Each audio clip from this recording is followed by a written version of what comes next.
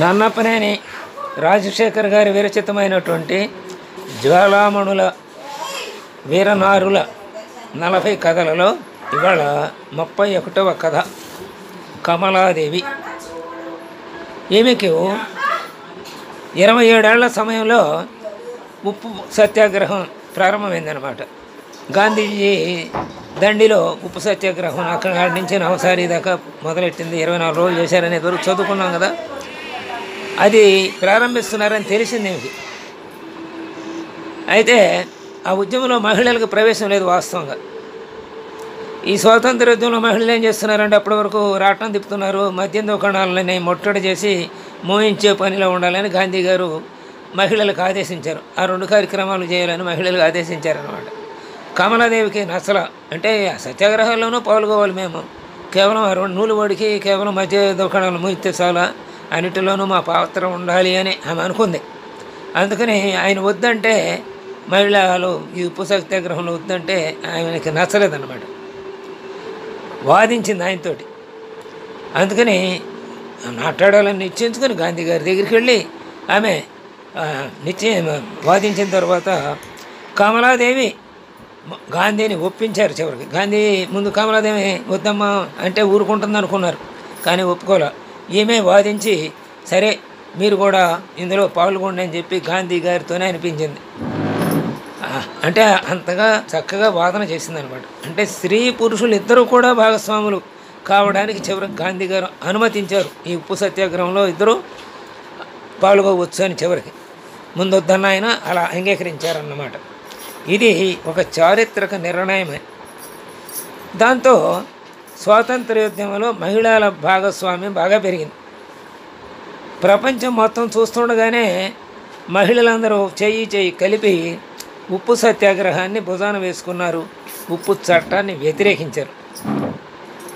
ఇది కాంగ్రెస్ పార్టీలోనూ అలాగే స్వతంత్రం వచ్చిన తర్వాత రాజకీయాల్లోనూ మహిళల పాత్రనే మలుపు తిప్పిందన్నమాట. ఉప్పు సత్యాగ్రహంలో కమలాదేవి గారు ఉత్సాహంగా పాల్గొంది, పోలీసులను ఎదిరించింది, తన సహచరులతో కలిసి ఉప్పు తయారు చేసింది, వాటిని పొట్లాలు కట్టి వాటిని అమ్మటం ప్రారంభించింది. అలాగే బొంబాయి స్టాక్ ఎక్స్చేంజీలో కూడా ఒకసారి ప్రవేశించి అక్కడ కూడా ఉప్పు పొట్లాలని వేలం వేశారు. ఈ కమలాదేవి గారికి ఇంత ధైర్యం రావడానికి ఆమెకి కుటుంబ సహకారం ఉంది. ఆ తల్లి అమ్మమ్మల పాత్ర ఉందన్నమాట. అలాగే ఈమె మంగళూరులో, అంటే ఈమె కర్ణాటక సంబంధించిన వీర నారి అన్నమాట. మంగళూరులో గౌడ సారస్వత బ్రాహ్మణ కుటుంబంలో 1903 ఏప్రిల్ 3న జన్మించింది. తల్లిదండ్రులు గిరిజాబాయి, అనంతయ్య. తండ్రి ధరేశ్వర్ జిల్లా కలెక్టర్గా ఉండేవారు అన్నమాట. ఈమె తండ్రి ధరేశ్వర్, ఆయన జిల్లా కలెక్టర్. అలాగే నేను పోయిందేంటి, ఈమె తండ్రి కలెక్టర్గా ఉండేవారు అనమాట. ధరేశ్వర్ జిల్లా అని ఉంది అక్కడ, ఆ కర్ణాటకలో, దానికి కలెక్టర్ అప్పుడు. ఆయన కూడా ప్రగతిశీల భావాలు ఉన్న వ్యక్తి. అందుకనే తల్లి తండ్రి అందరూ కూడా ఈమెకి స్వతంత్ర భావజాలాన్ని బాగా నూరిపోశారు. అయితే చిన్నతనంలోనే తండ్రి మరణించడం వలన ఆమె తల్లి మీద బాధ్యపడింది మొత్తం కుటుంబ వారం అంతా. 19వ శతాబ్దంలో మరి అప్పుడు బాలికలకి పాఠశాలలు లేవు. ఇంటి దగ్గరే కమలాదేవికి చదువు చెప్పించి ఏర్పాటు చేసిందనమాట తల్లి. కానీ మరి అప్పుడున్న సాంఘిక కట్టుబాట్ల వల్ల ఏం చేశారంటే ఈమెకి 11వ ఏట వివాహం చేశారు. 1.5 ఏళ్లకే భర్త మరణించారు. అంటే 12.5 ఏళ్ళకే భర్త మరణించారు.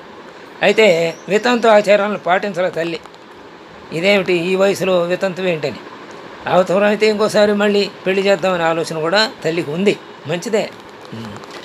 అంతేకాకుండా కమలాదేవిని స్కూల్కి పంపారు, జీవితంలో ముందుకు వెళ్ళడానికి దారి చూపించారనమాట. ఆ తర్వాత 20 ఏళ్ల వయసులో ఆమెకి మళ్ళీ పెళ్లి చేశారు. అప్పుడే హరీంద్రనాథ్ చట్టోపాధ్యాయకి ఇచ్చి చేశారన్నమాట.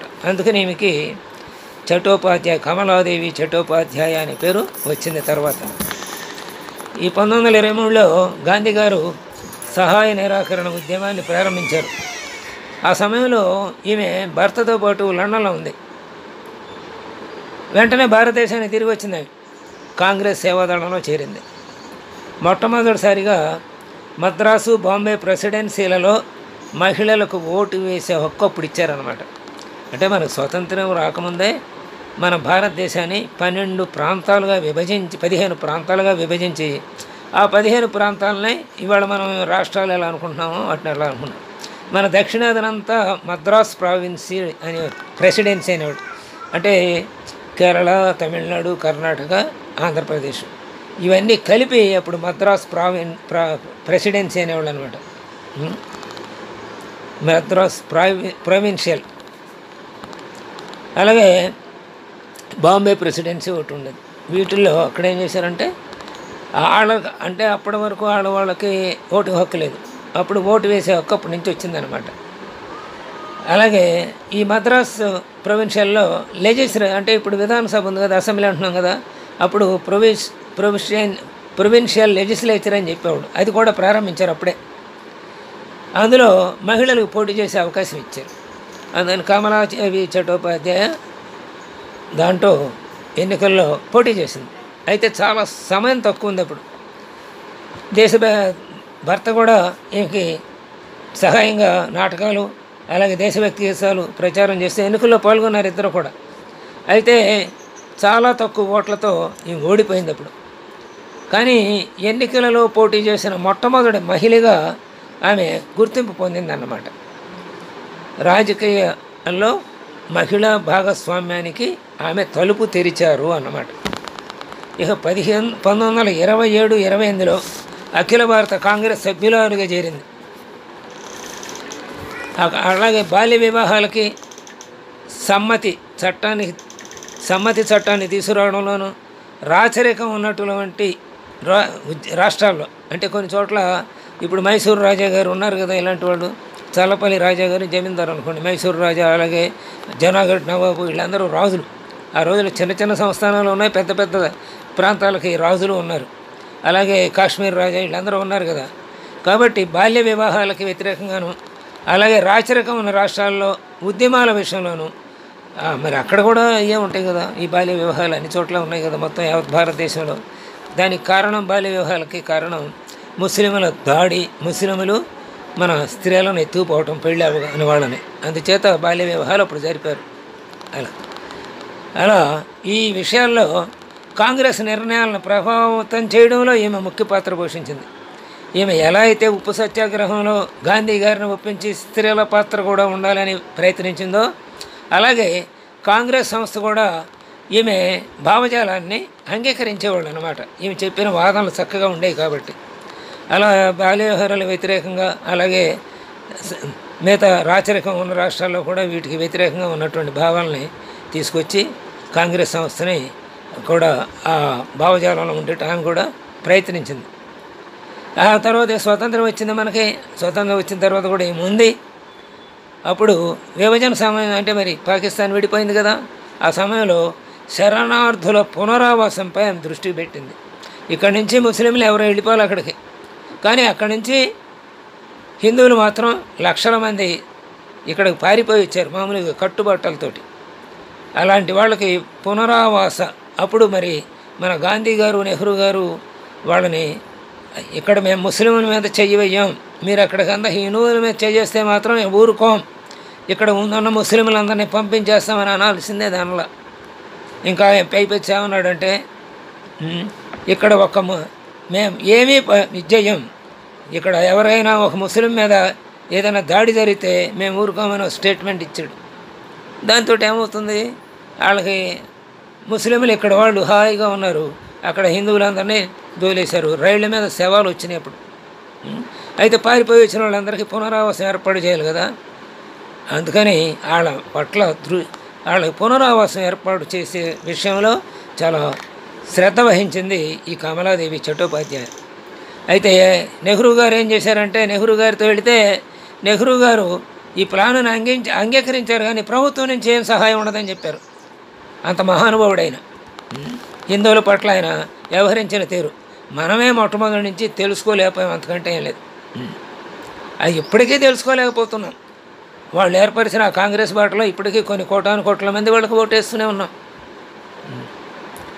అలా స్వతంత్రం వచ్చిన తర్వాత విభజన సమయంలో శరణార్థుల పట్ల ఒక చక్కని అవగాహన కలిగి వాళ్ళందరికీ ఏర్పాటు చేయడానికి ఇండియన్ కోఆపరేటివ్ యూనియన్ అని ఒక సహకార సంస్థని, భారత సహకార సంఘాన్ని ఏర్పాటు చేసింది. ప్రభుత్వ సహాయాన్ని కూడా ఆశించాల. ఆయన నేను ఎవరన్నాడు, సరేలే అంగీకరించాడు, అంతవరకే సంతోషం అనుకుంది. సరే, అప్పుడు ఈశాన్య సరిహద్దు నుంచి వస్తున్న శరణార్థుల కోసం ఢిల్లీకి దగ్గరలో ఒక ఆవాసాన్ని ఏర్పాటు చేసిందండి. ఒక ప్రాంతాన్ని ఎన్నుకుని అక్కడ వీళ్ళందరికీ ఆవాసాలను ఏర్పాటు చేశారు. దాన్నే ఫరీదాబాద్ అంటారు. పేరు మళ్ళీ ముస్లిం పేరే పెట్టింది, మరి ఏమి కూడా మరి ఎందుకును. సరే, ఆ తర్వాత 1950 నుంచి కమలాదేవి భారతీయ హస్తకళలు, చేనేతి వస్త్రాల పునరుద్ధరణపై దృష్టి సారించింది. మన హస్తకళలు చాలా గొప్పవే. అంతకుముందు బ్రిటిష్ వాళ్ళు ఇక్కడికి రాకముందు ఇతర దేశాలకు ఎగుమతి చేసే వస్తువులలో భారతదేశపు వస్తువులు సగం ఉండేవి మొత్తం ప్రపంచం మీద సుమారుగా. అలాంటిది బ్రిటిష్ వాళ్ళు ఇక్కడికి వచ్చిన తర్వాత మన చేనేతకారుల చేతులు నరికేశారు. అంటే ఇక్కడ ఏది కూడా అభివృద్ధి చెందకూడదు. వాళ్ళు అక్కడ లాంకషైర్ వస్త్రాలని, అలాగే గ్లాస్కో వస్త్రాలని వాటిన్నీ మనం కొనాలంటే ఇక్కడ వాళ్ళందరూ నాశనం అవ్వాలి. మన చేత అవి కొనిపించారనమాట వాళ్ళు అలా చేసి. అందుకని ఈ రెండు మళ్ళీ మనకు స్వరాజ్యం వచ్చిన తర్వాత వీళ్ళని ప్రోత్సహించాలనుకున్న వాటిపై దృష్టి పెట్టింది. సెంట్రల్ కాటేజ్ ఇండస్ట్రీస్ అంటే కుటీర పరిశ్రమలు ఉంటాయి. కేంద్ర కుటీర పరిశ్రమల ఎంపైర్ అని ఒకటి ప్రారంభించారు.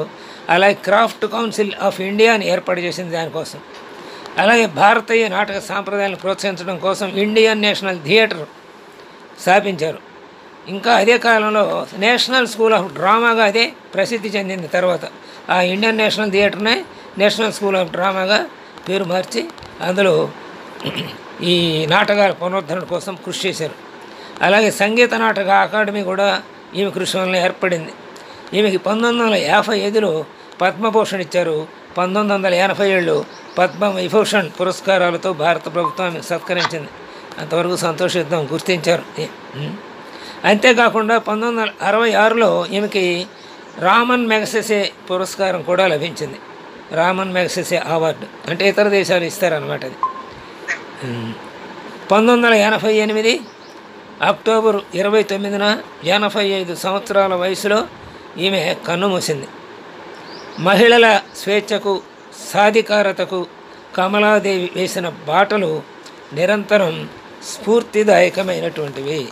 అలాంటి వీర నారీమణి చరిత్ర కేవలం స్వతంత్ర సమరంలోనే పాల్గొనడం కాకుండా సాంఘికంగా అనేక కార్యక్రమాలు, అనేక సంస్థలు దాని మన హస్తకళలు వృద్ధి చెందటానికి, అలాగే మన నాటక రంగం వృద్ధి చెందటానికి, నశించిపోయినటువంటి చేనేత వస్త్రాల పరిశ్రమని పునరుద్ధరించడానికి ఇన్ని రకాలుగా ఆమె కృషి చేసింది. సంగీత నాటక అకాడమీని కూడా ఏర్పాటు చేసింది.